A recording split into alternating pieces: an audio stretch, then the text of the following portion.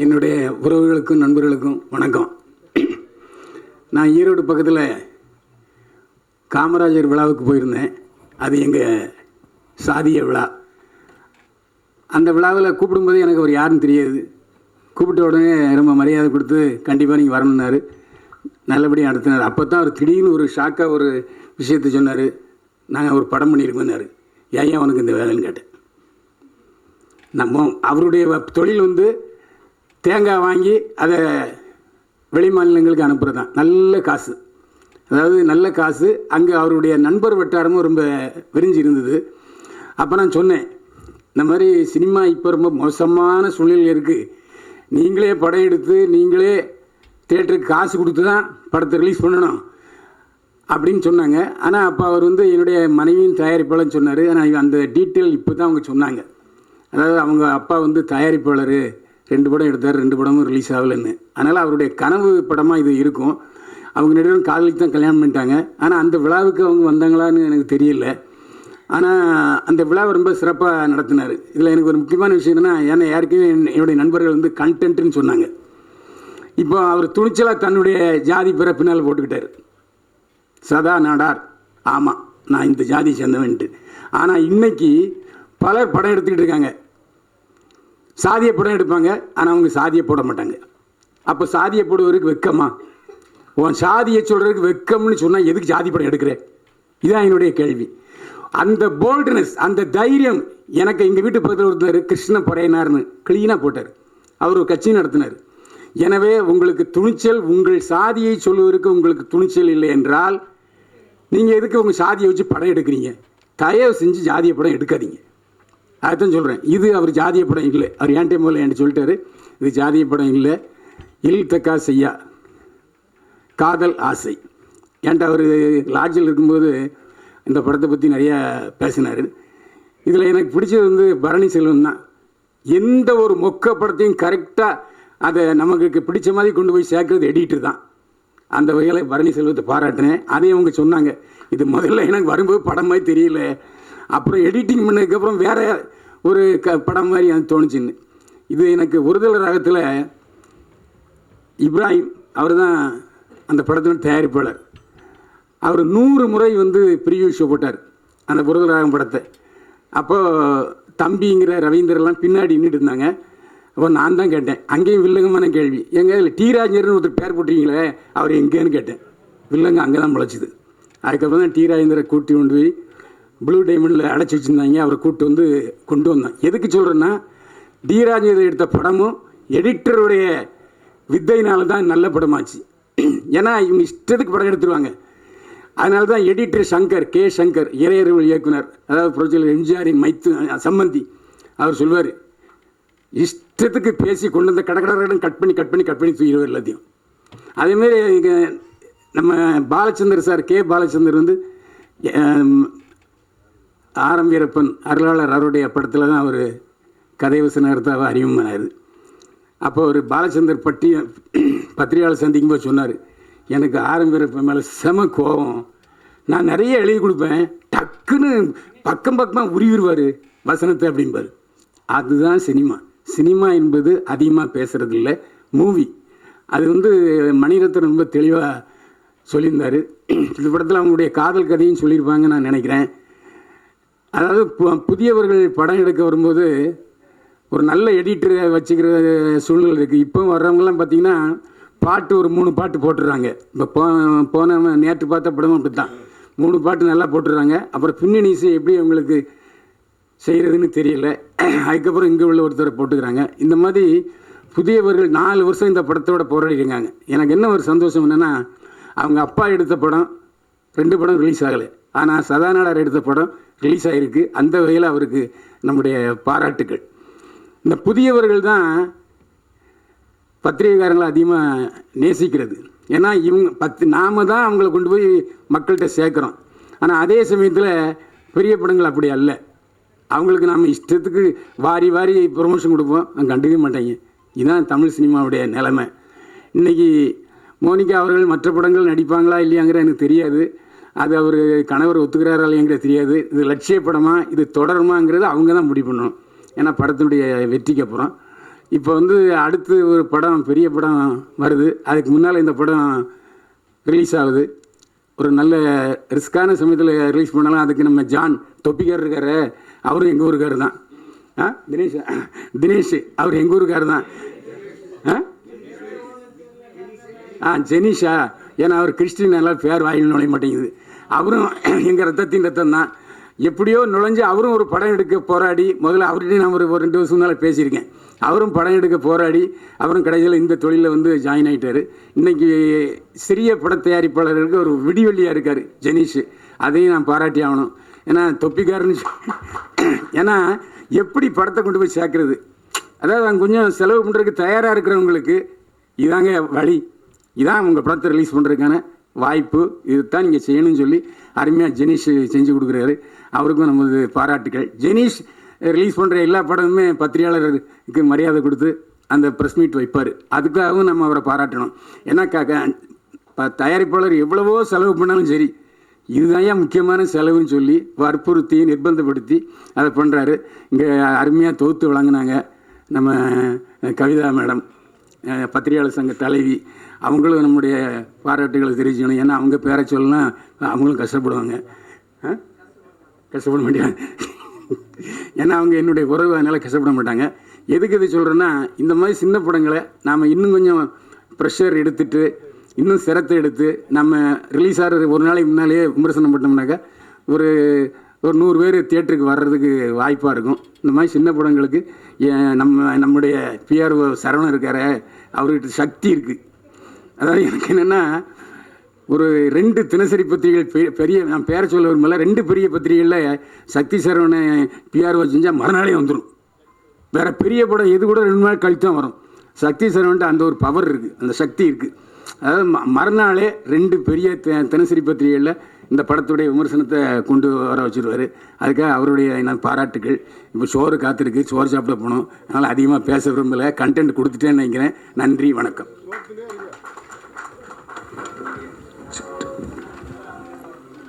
நன்றி. அன்பு மனைவிக்காக அழகிய தீவை வாங்கின செய்தி சமீபத்தில் படித்தோம். காதலின் கருவறை எதிர்பாராமல் பெய்யும் பெருமழை போல மனைவியின் ஆசை, தன் கனவு இரண்டையும் இயக்குனராக ஆகியுள்ள இந்த படம் politician, cricketer, multi talent personality சதா நாடார் படத்தின் ஹீரோ அவர்களை பேச அழைக்கிறோம். இல்தகா சையா யோட டைலாக். ஓகே, சரிங்களா? இது வந்து 2K கிட்ஸ்க்குலாம் அவ்வளோ தெரியாது, 90 கிட்ஸ்க்குலாம் தெரியும்.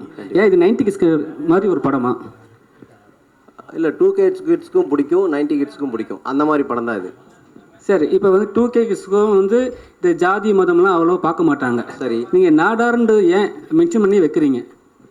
அது என்னோட அடையாளம்.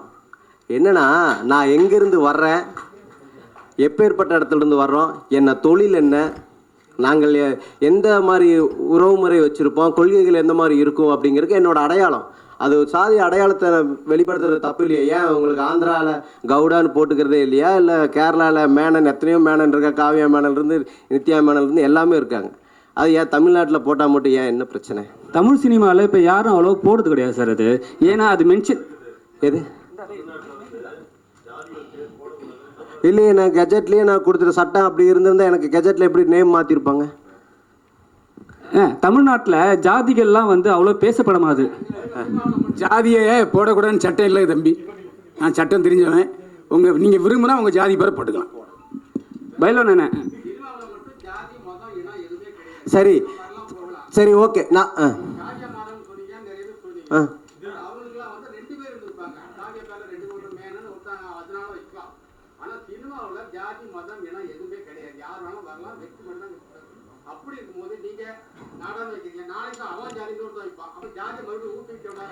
சரி, நான் என்ன சொல்கிறேன், இப்போ நீங்கள் தங்கலான்னு ஒரு படம் வருது, கர்ணன் ஒரு படம் வருது, அதெல்லாம் வந்து ஜாதிய படமா ஜாதி இல்லாத படமா? ஒரு நிமிஷம் சொல்கிறேங்க. அதுக்காக பா ரஞ்சித் வந்து ஜாதி வெறியல் இல்லைன்னு சொல்ல முடியுமா? சொல்லுங்க. சினிமா பா ரஞ்சித் வந்து சாதி வெறியர் இல்லைன்னு சொல்லிட முடியுமா? இப்போ நீங்கள் அவர் ஜாதி வெறியர் தான் சொல்லுவீங்களா? சொல்ல வரீங்களா? ஆமா, அவர் ஜாதி வெறி பிடிச்சிட்டா படம் எடுக்கிறாரு. நான் சதா நாடார் வச்சிருக்கிறதுனால நான் சாதி வெறியும் கிடையாது. இப்போ அப்போ நீங்கள் என்ன பண்ண வரீங்க? என்ன புரியல? என்னோட இன்னைக்கு சிவநாடார் இருக்காரு, இந்தியாவிலேயே 3வது பணக்காரர். அதிகப்படியாக நன்கொடை வழங்குறவர் முதல் இடத்துல இருக்காரு. அவர் நாடார்னு போடாதனால அவர் அவர் ஜாதி வரி பிடிச்சவர் ஆயிடுவாரா? சரி, ஓகேண்ணே, நீங்கள் இவ்வளோ சொல்லிட்டீங்க. நான் ஒரு விஷயம் கேட்குறேன். சொல்லுங்கள். உங்கள் இன்ஸ்டா நான் பார்த்தேன், சரிங்களா? அதில் வந்து உங்கள் இன்ஸ்டாவில் வந்து நீங்கள் வந்து நாடார் சமுதாயத்தை பற்றி நல்லா போட்டுக்கிறீங்க, உங்களை வச்சு நல்லா பண்ணுறாங்க, ஓகே, சரிங்களா? அதே வந்து உங்கள் ஒய்ஃபோட இன்ஸ்டாவும் நாங்கள் பார்த்தோம், சரிங்களா? அது டோட்டலாகவே வேறு, சரிங்களா? இப்போ வந்து உங்கள் ஒய்ஃபும் சரி நீங்களும் சரி 2 பேரும் ஒன்றா ரீல்ஸ் பண்ணுறீங்க, முத்த காட்சிகளும் சரி எல்லாமே பண்ணுறீங்க. ஆனால் வந்து உங்கள் ஒய்ஃப் வந்து அந்த முத்த காட்சிகள்லாம் அவங்க ரீல்ஸில் போடுறாங்க. ஆனால் வந்து நீங்கள் ஏன் போட மாட்டீங்க?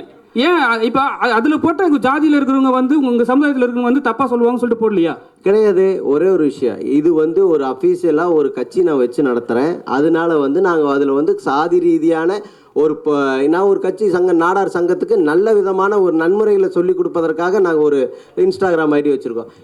அதுதானே இன்ஸ்டாகிராம் ஐடியில் இப்போ வந்து நல்ல விதமாக விஷயம் ஒன்று பண்ணும்போது நீங்கள் ஒன்று பண்ணுறீங்க, அது உங்களுக்காக அது சேஃப்டியாக நீங்கள் ஃபேமிலியோடு இருக்கும்போது சரி உங்கள் சங்கத்துக்காக உங்கள் ஜாதிக்காக ஒரு விஷயம் பண்ணுறீங்க. அப்புறம் ஏன் உங்கள் ஒய்ஃப் கூட இருக்கும்போது நீங்கள் அதுக்கப்புறம் நீங்கள் கமெண்ட்ஸ் பார்த்தீங்களா? அதில் கமெண்ட்ஸில் வந்து உங்களை திட்டுறாங்க, சில பேர் வாழ்த்துறாங்க, சில பேர் வந்து பொறாமப்படுறாங்க.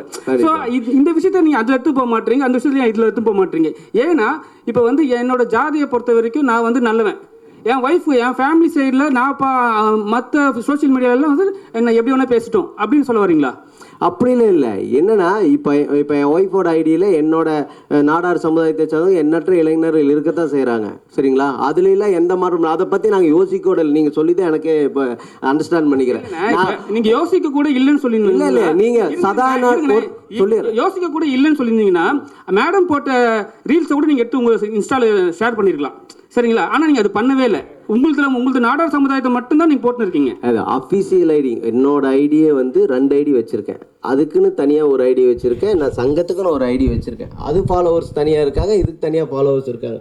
நாம் எல்லாத்துலேயுமே வந்து பார்த்து தான் செய்கிறோம். ஒரு கப்புள் கிரியேஷன்ஸ் என்னோட ஐடியில் வந்து நான் சினிமா சம்மந்தப்பட்டது மட்டும்தான் போடுவேன். செய்தின்னு புதிய தலைமுறைன்னு ஒரு நியூஸ் செய்தி இருக்குன்னா அது செய்தி சம்மந்தப்பட்டு தான் போடுறாங்க, சரிங்க? அதே மாதிரி தான் நாம் ஒரு அஃபீஷியலாக ஒரு ஐடி வச்சுருக்கோம், அதுக்கு தனிப்பட்ட முறையில் ஒரு ஐடி வச்சுருக்கோம், அவ்வளோதான். நான் என்ன சொல்கிறேன் அப்படின்னா, இது என்னோட அடையாளமே தவிர மற்றபடி இந்த சாதி ரீதியாக நான் வந்து மற்ற சாதிக்காரங்களை பற்றியோ மற்ற சாதியினரை பற்றியோ தவறாக பேசலை. என்னோட சமுதாயம் வளரணும், வளர்ந்துட்டுருக்குங்கிறது இப்போ இருக்கின்ற இளைஞர்களுக்கு தெரியணுங்கிறதுக்காகத்தான் நாங்கள் வந்து இந்த பேர் அடையாளம். காமராஜர் உங்கள் சாதியை சேர்ந்தவருக்காக தான் வந்து நீங்கள் இன்னைக்கு நாளில் வந்து படத்தை ரிலீஸ் ப்ரெஷ் மாதிரி போடுறீங்களா? என்ன புரியல? காமராஜர் உங்கள் சாதியை சம்மந்தப்பட்ட ஒரு பெருந்தலைவர், சரிங்களா? அதுக்காக தான் இன்னைக்கு வந்து இந்த ஷோ போடுறீங்களா, ப்ரெஸ் மீட் வச்சிருக்கீங்களா? ஆமாம், அப்படி கூட எடுத்துக்கலாம். என்னன்னு கேளுங்க. காமராஜரை இன்னைக்கு அவர் ஒரு பொதுவான தலைவர் தான், ஆனால் இன்னைக்கு கொண்டாடுறது நாடார் மட்டும்தான் கொண்டாடுறாங்க. எந்த விதத்துலையும் எந்த ஒரு பெரிய கட்சிகளோ பெரிய அரசியல்வாதிகளோ கொண்டாடுறது இல்லை. இது பெரிய தவறு. கொண்டாடுறது இல்லைன்னு சொல்லக்கூடாதுன்னா, இப்போ நீங்கள் பார்த்தீங்கன்னா தெருவு அவர் ஃபோட்டோ வச்சிருக்காங்க, சரியா? சிறு சமுதாயத்தை கூட வச்சிருக்காங்க. அவர் இன்னைக்கு வந்து அவர் நினைவு நாளுக்காக எல்லாருமே மலர் தூவி வாழ்த்துறாங்க. நீங்கள் எப்படி வந்து உங்கள் சாதிய சமுதாயத்தை மட்டும்தான் கொண்டாடுறாங்க நீங்கள் சொல்கிறீங்க? அதுதான் உண்மை. இன்னைக்கு எங்கே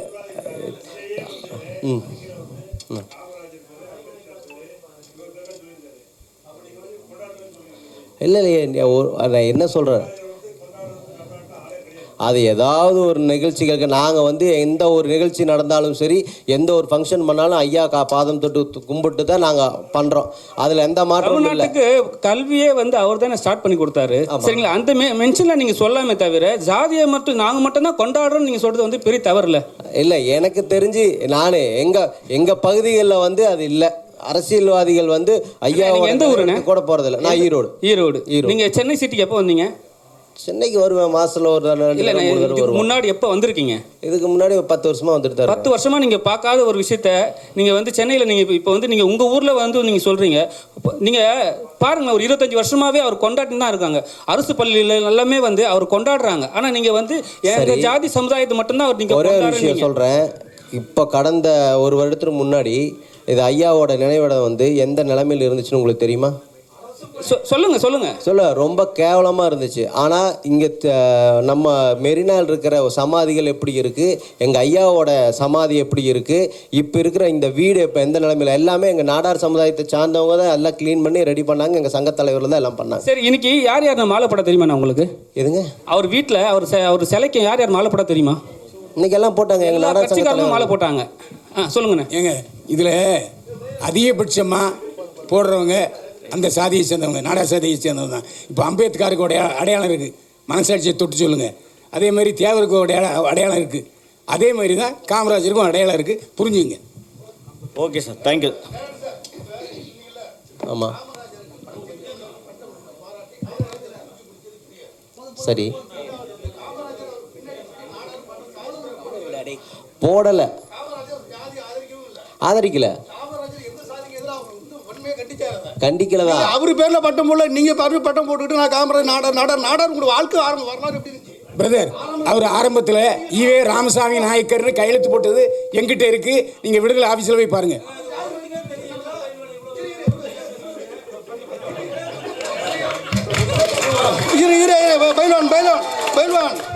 பைல்வான் சரி, okay okay okay, thank you sir, thank you.